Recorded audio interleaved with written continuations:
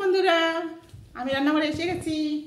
আজকে আমি রান্না করবো পটল আলুর কষা, বিয়ে বাড়ির মতো। প্রথমত আমি গ্যাস ওভেনে কড়াই বসিয়ে দিলাম। প্রথমত আমার কড়াই গরম হয়ে আসছে।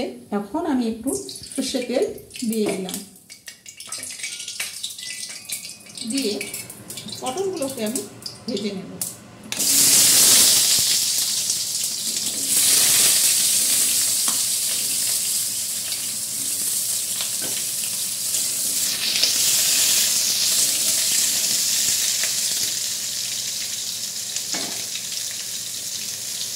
আমি পটলগুলোতে পরিমাণ মতো লবণ দিয়ে দিলাম। তারপর পরিমাণ মতো হলুদ দিয়ে দিলাম। দিয়ে ভালো করে নাড়িয়ে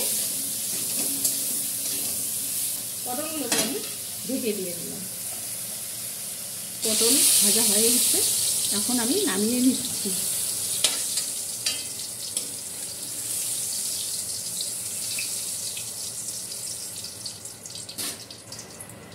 এখন আমি আলুগুলোকে ভেজে নেব।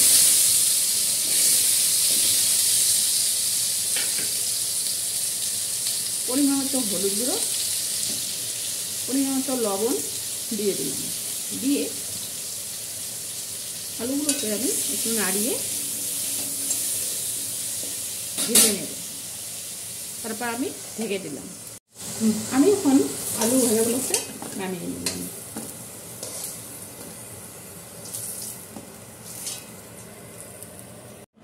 এখন আমি পরিমাণ মতো তেল ঢেলে দিলাম।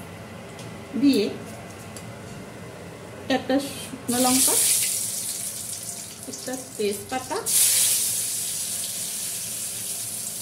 দারচিনি,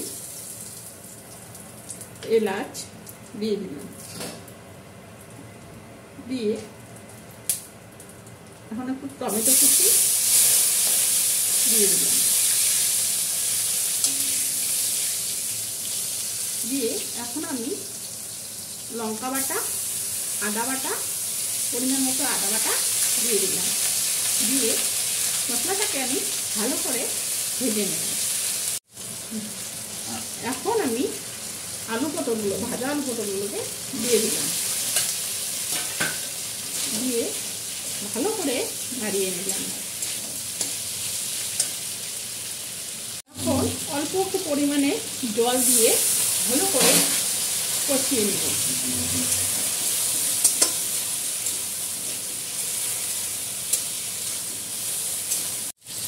এখন আমি একটু শুকনো লঙ্কার গুঁড়া দিয়ে দিলাম।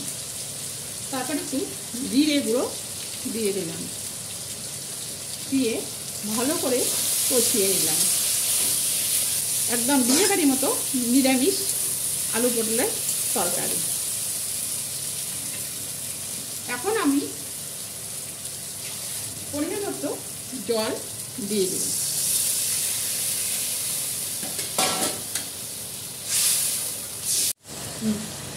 আমার পটল আলুর তরকারি হয়ে গেছে।